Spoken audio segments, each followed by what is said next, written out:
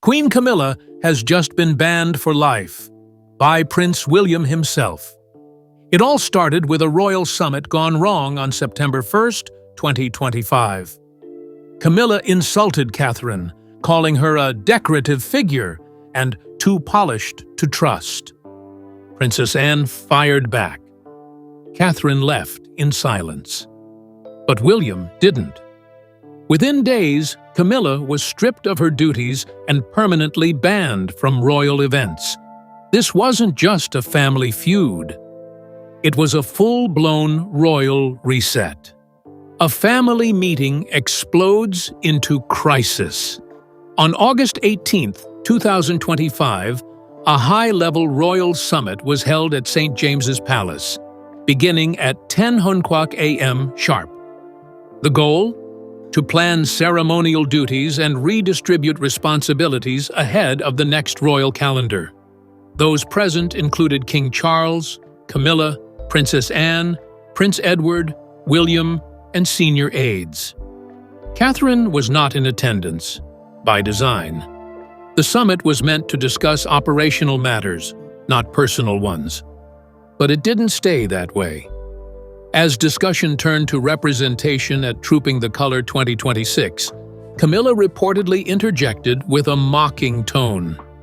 "We don't need a decorative figure standing beside the crown. We need presence," she said, eyes glancing toward William's empty left. The implication was clear. Several aides paused mid-note. Princess Anne, seated beside Camilla, immediately stiffened. William didn't respond. But the comment had landed like a slap. Anne spoke first. "Catherine has given 14 years of service, Camilla. She's earned her place through duty, not proximity." Charles raised a hand to de-escalate, but it was too late.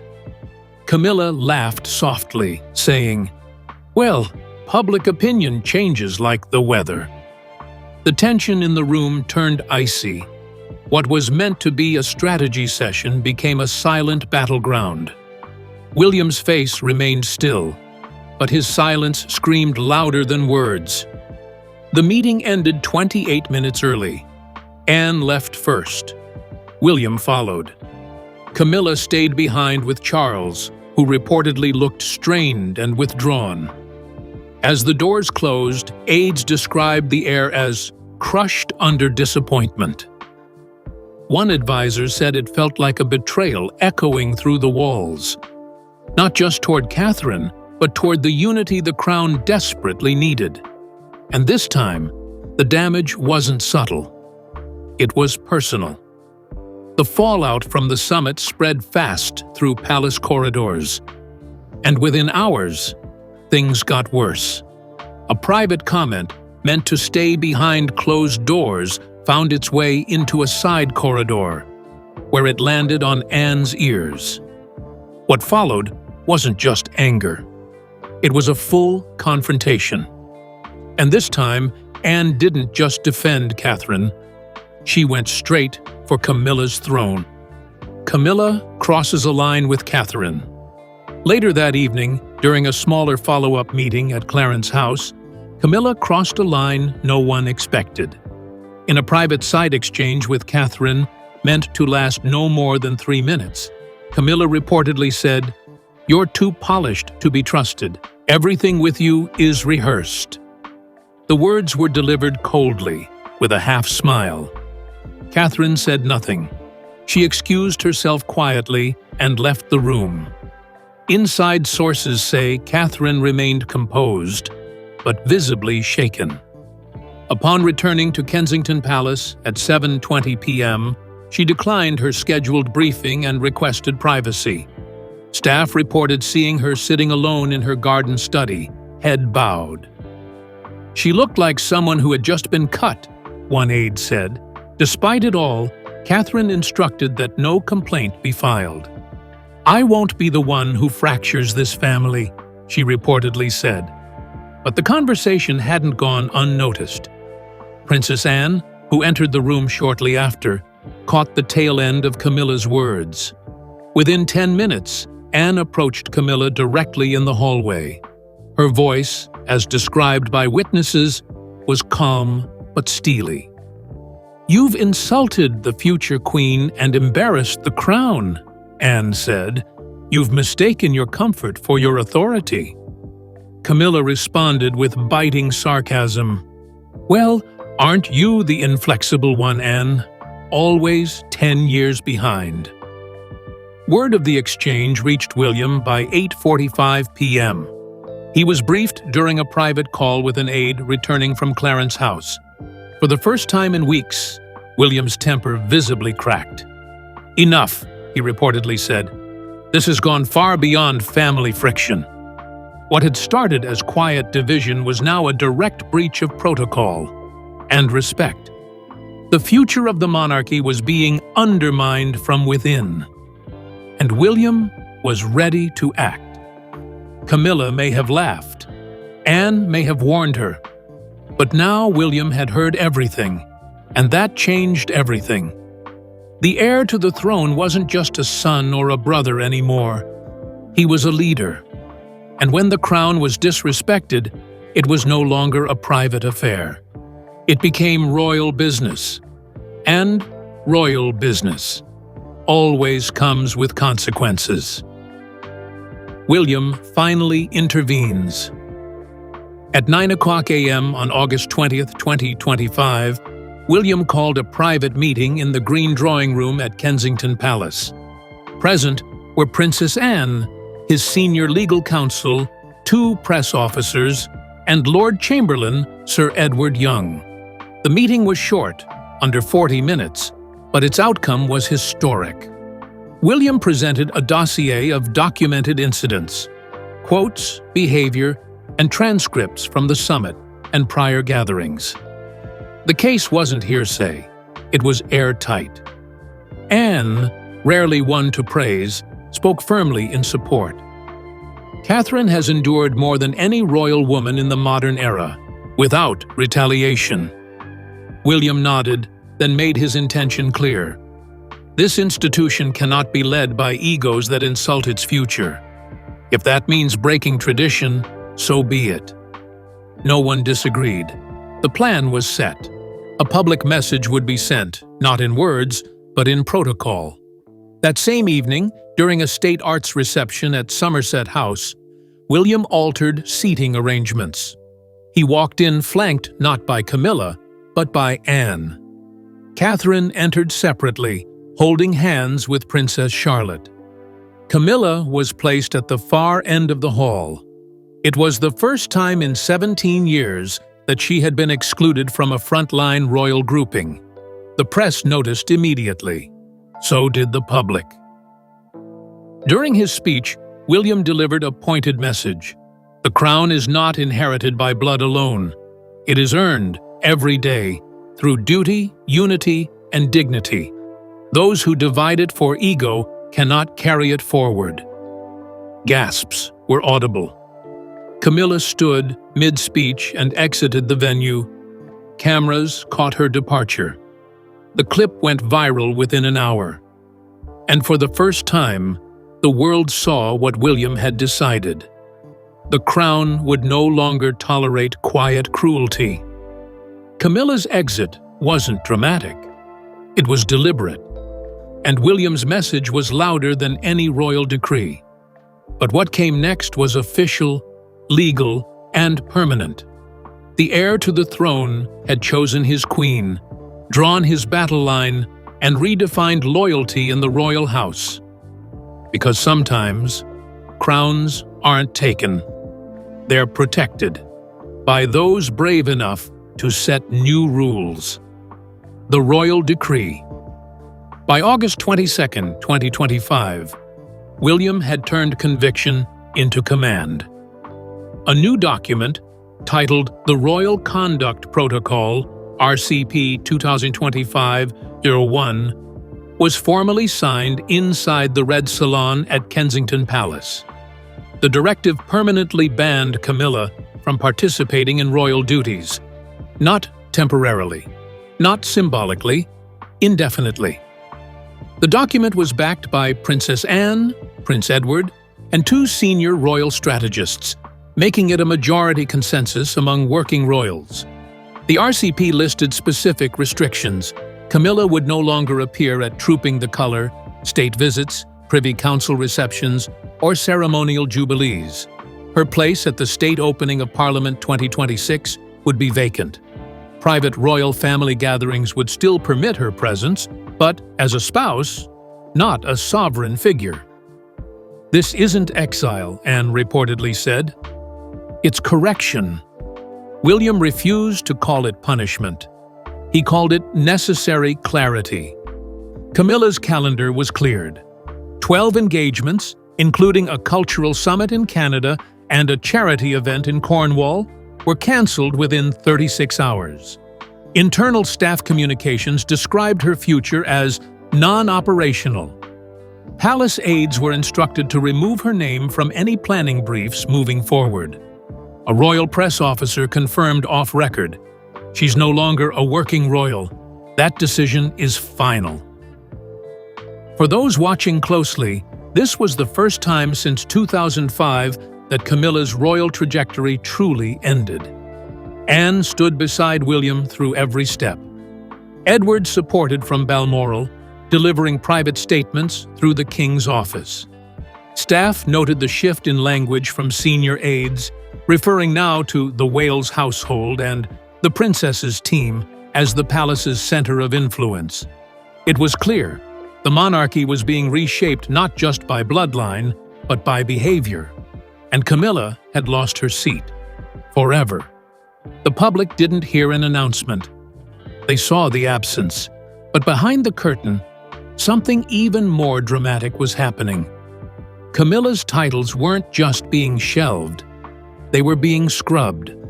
Quietly, legally, and without ceremony. In the span of 72 hours, her royal power would be erased. Not with scandal, but with silence. Titles stripped in silence. It started with the invitations. On August 24, 2025, palace organizers, preparing materials for the autumn diplomatic banquet, noticed something missing. Camilla's name, once listed as Queen Consort Camilla, was now replaced with Spouse of the Sovereign. The change came from a direct instruction issued by William's private secretary, based on RCP 2025 for Suisse Arms Il-1. This wasn't a delay. It was policy. Next came the website. By August 25th at 3:11 p.m., the royal family's official page had quietly moved Camilla's bio from the primary banner to a subdirectory labeled Extended Family. The words Queen Consort were removed entirely. Public-facing events featuring Camilla from 2022-2025 were archived, while future event placeholders were deleted. Internally, press offices were told to omit her name from promotional content. One senior staffer called it a soft purge with sharp edges. Within 2 days, the ripple effect was complete. The Royal Communications Office distributed new brand guidelines. All references to Camilla in speeches, briefings, and press kits were to identify her as Her Majesty Camilla and nothing more. No title, no ceremonial mention. Even her stationery was updated. New headers, new crest orientation, no Queen identifier. The overhaul was subtle, but devastating. No press release was issued, no questions were answered, but the intent was unmistakable. In less than a week, Camilla went from front-facing royal to background spouse. Her influence had evaporated, not with one scandal, but with one decree, one database update, one vanished title at a time. It was the monarchy's cleanest erasure in modern history. But amid all the silence, one man could no longer stay quiet. King Charles himself. He had once staked his reign on Camilla's elevation. Now, he was forced to watch it collapse. And while the nation waited for his voice, all he could do was pace the royal grounds, grasping at the legacy he had built. and watching it dissolve in front of him. King Charles paralyzed by loyalty. By August 26, 2025, Charles had entered what aides described as an emotional freeze. He neither endorsed William's decree nor challenged it. He didn't ask Camilla to apologize, but he didn't stop her fall either. According to royal insiders, he spent hours walking alone through Windsor's North Garden, retracing paths he and Camilla had walked in happier times. His silence was no longer strategic, it was stunned. Privately, Charles had hoped to calm the conflict with a family reconciliation meeting. He invited William, Catherine, Anne, and Camilla to Balmoral for a restorative summit set for August 30th. But when Catherine declined and Anne followed suit, the meeting collapsed before it began. William didn't respond at all. For the first time in his reign, Charles stood completely alone. No unity, no allies, no plan. Staffers reported erratic shifts in Charles's behavior. One aide described him as pacing from the library to the drawing room with a letter he never sent. Others noted canceled appearances and irregular sleep. His mission, so fiercely defended since 2005 to make Camilla a rightful queen, had imploded in just 2 weeks. And yet, he couldn't bring himself to stop William. Deep down, he knew the people were siding with the next generation. To the public, Charles's silence was interpreted as agreement. A YouGov poll on August 28th showed 71% support for William's leadership in the matter. Charles's own approval dipped 12 points in 5 days. This isn't abdication, one historian said, but it's a passing of authority without anyone saying the words. The king had once raised Camilla to power, but now, by choosing loyalty to her over accountability, he had lost everything else. While Charles stood still, Catherine moved forward. She didn't retaliate. She didn't respond. But every step she took, every hospital she visited, every child's hand she held, reaffirmed who the public truly followed. And as Camilla faded from the headlines, Catherine stepped into history, not with a crown, but with quiet strength the world couldn't ignore. The Royal Decree. In the early hours of September 1, 2025, Prince William signed a formal Royal Conduct Protocol, RCP 25/9, inside Kensington Palace's Blue Room. The document, backed by Princess Anne, Prince Edward, and the private secretary, declared a lifetime ban. Camilla would no longer perform any ceremonial duties. Trooping the Colour, state visits, Privy Council appearances, all off-limits. Anne described it as a necessary recalibration. It wasn't punishment, it was restoration. Her role, once pivotal, was quietly dissolved. Within 72 hours, support staff confirmed Camilla's calendar cleared permanently, with all 12 scheduled events cancelled. Internal bulletins instructed royal staff to remove her from programs, seating, protocol briefs. Effective immediately. Invitations and protocols were adjusted. Camilla's name was simply removed from roles she had held since 2005. It was neither dramatic nor sensational. It was procedural and final. As cancellations spread, staff noticed a linguistic shift in palace memos. References changed from Queen Consort Camilla to spouse of the sovereign.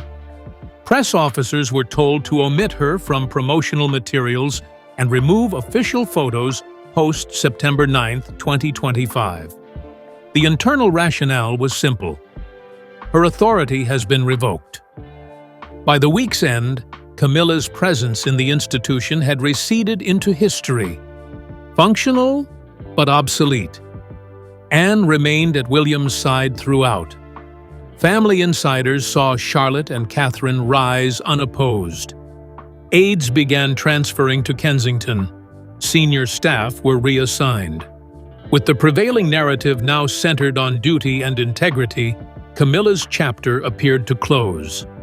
She retained her personal presence within the family, but her influence and platform across the monarchy vanished, as quietly as it had appeared. There was no press conference, no public apology, no royal broadcast, just deliberate absence. Yet the palace atmosphere shifted palpably. Camilla's titles were fading. Invitations stopped coming. Media watched quietly. But at the heart of the institution, a silent erasure had begun. And while Charles watched, something profound occurred. Duty had overtaken marital loyalty, and the monarchy moved on. Titles stripped in silence. On September 4, 2025, event planners preparing materials for the Queen's Pavilion Gala noticed something stark. Camilla's title, once printed as Queen Consort Camilla, had been replaced by the neutral Her Majesty Camilla. That information came through a direct instruction from William's office, referencing RCP 2509. It wasn't a glitch, it was policy. The title Camilla had assumed after the 2023 coronation was quietly revoked. By September 5th, Palace digital teams were updating the royal family website. Camilla's profile had moved from the main header to an extended members section, and any mention of Queen Consort was purged entirely. Internal archives removed photos and event mentions from 2025 engagements. Press offices across the palace were briefed to omit her from future coverage. Even stationery and envelopes carried updated letterhead. No royal crest, no title. For royal watchers, the ripples were unmistakable. Programs, invitations, tour announcements, each item was altered mid-production. The communication shift was subtle but precise. At the same time, documents addressed to working royals redefined lines. Working Royal, Catherine, Princess of Wales, and Royal Sentinel, Anne, Princess Royal. Camilla had become a symbolic figure without a functional role, a consort in name only. As Camilla's presence faded from invitations and protocols, King Charles found himself at a crossroads. Once steadfast in elevating Camilla, he now watched his own plan unravel. The palace's silence spoke louder than any statement, and as Camilla lost her voice in the institution, Charles remained frozen, torn between loyalty, love, and an evolving monarchy that no longer bore her name in authority. King Charles, paralyzed by loyalty. By September 7, 2025, King Charles had descended into a state aids described as quiet despair. He had not refused William's changes, but he had not supported them either. Sources describe the king walking through Windsor's orangery garden for hours, letter in hand, yet sending none. Privately, he'd hoped to salvage unity with a family meeting at Balmoral on September 10th, but Catherine and Anne declined. No summit occurred. Charles remained alone. Despite pressure, Charles said nothing publicly. His hesitation spoke volumes. According to sources, he canceled 2 diplomatic appearances scheduled for mid-September, citing health concerns. But insiders believed his silence was more political than physical. The mission he had once championed, to normalize Camilla as sovereign, had collapsed. And now, inaction defined his reign more than decisions did. Charles's silence became symbolic consent. He had elevated Camilla once, but his refusal to act now meant she had fallen. And in choosing not to stop William, he had implicitly signed off on Camilla's removal. In one quiet week, he transitioned from architect of her rise to unseen witness of her symbolic collapse. Catherine continues with dignity. In the wake of Camilla's silent exile, Catherine never flinched. On September 11, 2025, she arrived at the Royal Children's Palliative Care Centre in Leeds, her third public appearance in just 6 days. No mention of scandal, no deviation from her schedule. She spent over 90 minutes engaging with patients and families, holding hands, kneeling to speak eye to eye. One mother described her as present in every sense, like nothing else mattered. Behind palace walls, Catherine remained silent on Camilla's downfall. Aides say she refused to even review the royal conduct documents William signed. "Let them speak for themselves," she reportedly said. Instead, she focused on her charitable portfolio, expanding mental health initiatives, reviewing early childhood education reports, and leading the planning committee for the Commonwealth Youth Forum 2026. Her workload increased. So did public admiration. Staff inside Kensington Palace began noticing subtle shifts. More strategy meetings included Catherine. Senior aides from Clarence House quietly transitioned to her team. One noted, "She didn't demand power, but she started receiving it." By September 18th, she was named co-chair of the Royal Foundation Board, an honor previously reserved for consorts only after 25 years of service. Catherine earned it in 12. As Catherine quietly led, another figure stepped into the spotlight, not with flash, but with formality. Princess Anne, long regarded as the backbone of royal tradition, emerged as the monarchy's stabilizing force. In a storm of emotion, she became the compass. Because while others fractured, Anne remembered what it meant to serve. And this time, the institution followed her lead. Princess Anne rises as Royal Sentinel by September 20th, 2025. Princess Anne was already acting. She met with palace strategy advisors for nearly 2 hours, reviewing succession duties, royal calendars, and ceremonial training. Her intention was clear: repair the foundation while emotions cooled. She was soon placed in charge of generational alignment, overseeing the transition of roles from elder royals to the rising Wales household. Staff began calling her the Royal Sentinel. Anne's no-nonsense leadership style became invaluable.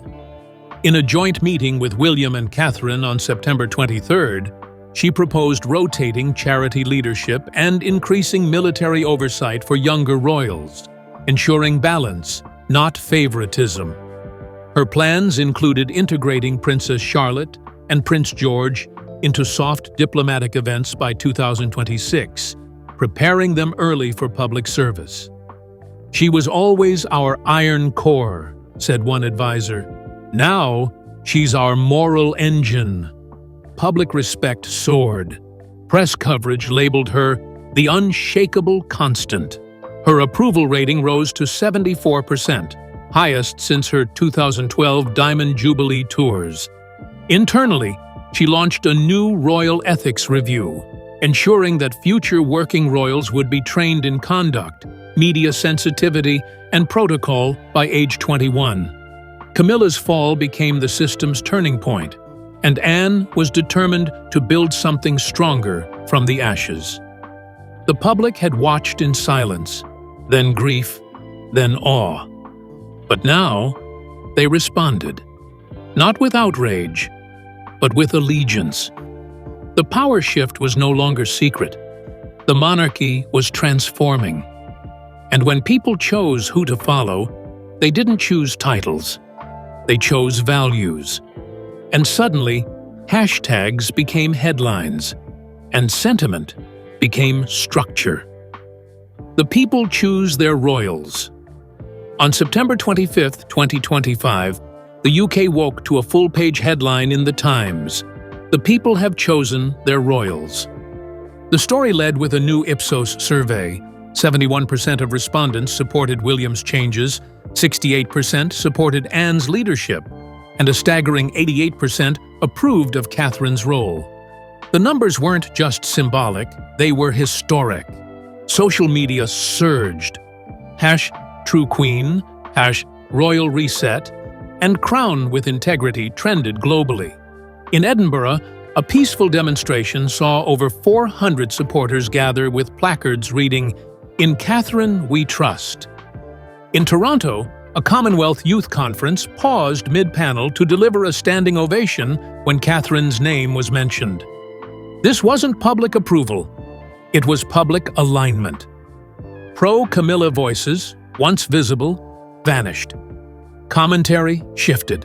Royal biographers rewrote narratives in real time. Documentaries pulled Camilla-focused programming. Bookstores featured new titles: The Future Queen, Catherine's Silent Reign, and Anne the Anchor, the Princess Royal's Untold Influence. Media coverage realigned itself around the Wales household, and the Anne-Catherine alliance became the press's new fixation. The institution stood taller than before, leaner, principled, more focused. No press release declared the shift. No ceremony confirmed it. But it had happened. Because sometimes power isn't seized. It's handed over through silence, of strength and service. And what came next would rewrite the royal future. A monarchy remade by duty. As of October 5, 2025, Camilla remained Queen Consort in official succession documents. But in practice, her role was over. Her appearances ceased.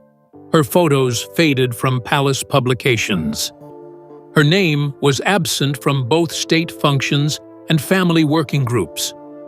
She was royal by name, but not by presence. In contrast, William and Catherine's household now oversaw 62% of all royal engagements. Anne directed ceremonial strategy. Charles, though still king, receded, his absence tacit approval of the reshaping happening around him. No drama, no abdication, just an unspoken handover to a monarchy built on respect over rank. Kensington Palace became the epicenter of royal decision-making. Press briefings came from Catherine's office. Royal correspondence bore her monogram. Commonwealth envoys visited her first. And inside the palace, a framed quote from Queen Elizabeth II was reportedly placed at Catherine's desk. "It is not enough to be born royal. One must behave royally." This was no coup, no rebellion. It was a quiet cleansing, a redefinition of royal power. Camilla had tried to sit beside the crown, but Catherine had earned her place beneath it. And in 2025, Britain saw the truth. The monarchy didn't just survive, it evolved, and it was stronger for it. Camilla vanished from palace events, her title erased from programs. But Catherine, she rose, without saying a word. Wearing Diana's sapphire brooch and standing beside Anne, she quietly claimed the nation's heart.